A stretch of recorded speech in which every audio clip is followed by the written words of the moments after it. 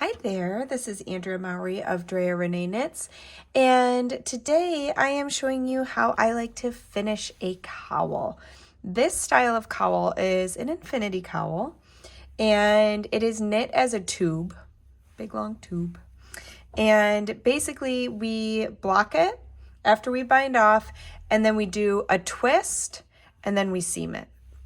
So sometimes with these cowls and some of my patterns, I'll actually do a provisional cast on, and I will use Kitchener stitch to then connect it at the end. For the Embrace cowl here, I knew I wanted to seam it because I really wanted to try and line up my slip stitches and my garter stitches best I could, and I felt I could achieve that better with seaming than I could with Kitchener stitch. And so I also wanted to chat, regardless of if I do seaming at the end or Kitchener with the provisional cast on, I still block this cowl, this type of cowl, the same way. So I find that for blocking this kind of deal, it really does help to have blocking wires. So these are knitter specific blocking wires. The only reason I mention that is sometimes I have heard great tips of people being able to find something similar like a hardware store. You do want to make sure they're rust proof. So just make sure if you don't get them specifically from like a yarn shop or somebody that supplies them for knitters, that they won't rust, because you are going to be putting them in your damp knit fabric and it would be very sad to rust out your project. So what I do is I actually put both. We're going to need 2 of these blocking wires. And we're going to put both into our cowl at the same time. So I like to kind of cover up the end of these just so it doesn't poke my stitches. And I feed them through my cowl. Now my blocking wires are long enough that for this project, I will still have some excess hanging out of each side. And I'm going to keep one blocking wire up top, and then I just pull the other one down to the bottom. Now, you don't have to use blocking wires. The reason I like them for a project like this is I want to try and keep my tension as even as possible while blocking. So when you have a whole wire to pull on, it's a lot easier to keep everything kind of straight and at the same measurements. So now what I would do is I would kind of pull up on the top wire, and I have to say these are really handy. These are little knit blockers, and basically all it is multiple T-pins put into one little unit. So this one has 4. I have some that are twice as long, but I just find them really handy. You can also just use regular pins. Again, make sure that whatever pins you're using, they are rust free. I do have a friend who accidentally used sewing pins instead of like knitter's T-pins to block a white shawl, and it rusted. So just always double check. But so what I would do is I would go along and kind of feel for that wire, and I would pop in my pins and set up the top edge. And I usually block on top of blocking mats, which I can pin right into. You could also do like a towel with maybe a garbage bag over the top. The only reason I don't like to do just a towel is it tends to hold on to moisture. And so then it takes longer for your knit to dry.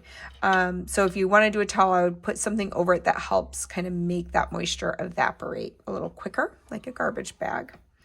Okay, so once I had the top done, I would then use my measuring tape to measure, okay, how far am I wanting to open this up?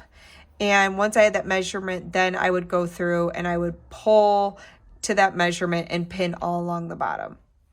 For a cowl like this, what's really nice about garter stitch is it allows you a little flexibility with sizing, because garter stitch can really open up during blocking.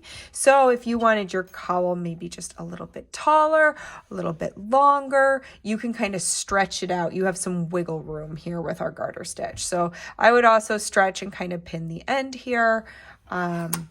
To the size I want it. And then I would let it dry. You are going to have a little bounce back once you take it off of your blocking wires and pins, but it will still be larger than pre-blocking. All right, so there's just some hopefully helpful little blocking tips. And now let's talk about seaming this. So when I bind off a cowl like this, I like to leave my yarn that I bound off with attached. And I usually measure a length about 3 to 4 times the circumference of what I'm seaming. So I would, go around once and then double it and then maybe double it once more. And that's about 4 times that length. I would always rather have a little too much when seaming than to run out. And I like leaving it attached like this because then it's one less end to weave in. If you attach a new yarn to do your seaming, now you have to weave in the tail from attaching that yarn. So it's just to make it a little easier. Okay, so for a cowl like this, now you could just seam it into a straight tube if you wanted to. But I really love how it looks with one turn in it. So what we're going to do is if you we'll bring in this edge so you can see the whole thing. But all you do is the side that's currently on the bottom, we're going to bring that up to the top. And the side that's on the top is going to come to the bottom. So it's just 1/2 turn. So it's like 180 degrees and it puts this cute little turn in it. So what it'll look like if I showed you it all seamed up, let's pretend this is seamed. I'm going to turn here and bring these together and now let me flip it so you can see what it would look like. See how it's going to have this cute little turn in it and it just makes it really nice while you're wearing it. I really like how that looks. Okay, so let's actually demonstrate the seaming now. So again, I'm going to bring this side in so you can see. And so for my turn, it's just what once was on the bottom down here. We're just bringing it up to the top. Just like that. Now, I do prefer to do my seaming going up. So I'm going to turn this so that I'm going to seam in this direction. That's just personal preference. It just makes more sense for me. Okay, so I'm going to go ahead and put my yarn onto my tapestry needle here to start my seaming. So the one thing we are attempting with this cowl is to have all of these little ridges. Let me zoom in a little for you. It's to have these ridges here stay lined up as best we can, okay? So mine is pretty well lined up.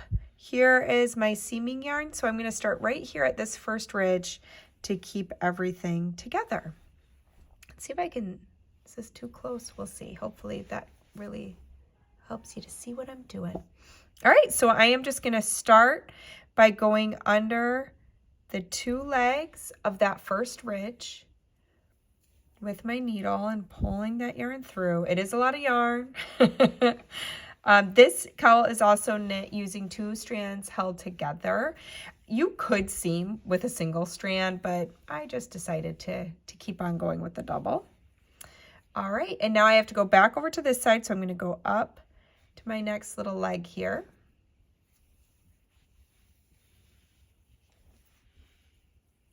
And we're just going to keep going back and forth.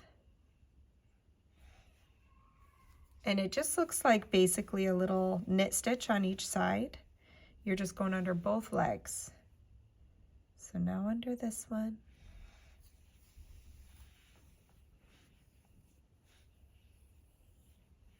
Back to the other side. And then every inch or so, I like to zip it up, which I'll show you in a second. You'll see why I say zip. And just make sure that everything's lining up how I like it.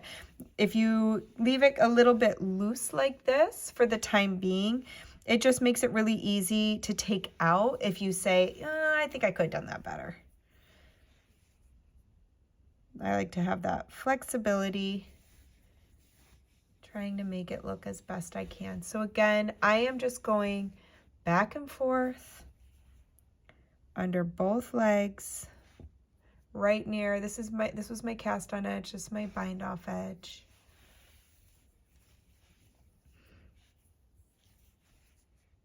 And I just keep going up one at a time,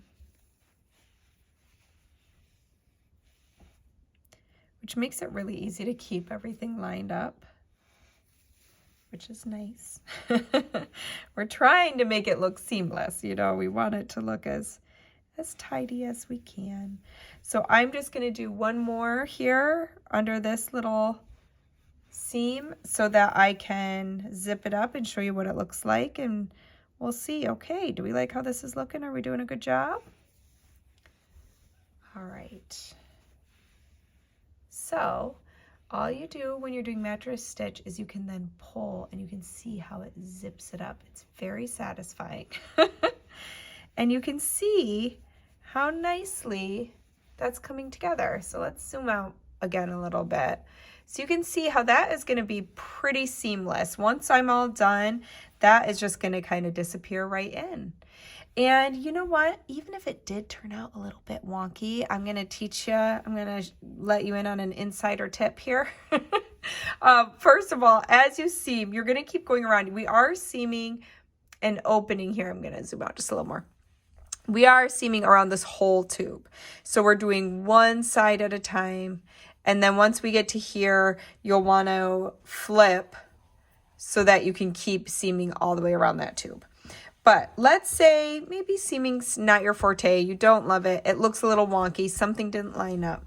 A little trick is that you can hide where you seamed it in the twist of the cowl. So we have this twist we created by that half turn, so you can always kind of keep that over your seam. This should be pretty invisible by the time you're done, but I just like to share that tip because sometimes it's nice to know. So anyways, I am gonna go finish seaming this up so I can wear it, but I hope you found this helpful. And this is one of my favorite styles of cowl, so I hope you enjoy it too, and happy knitting.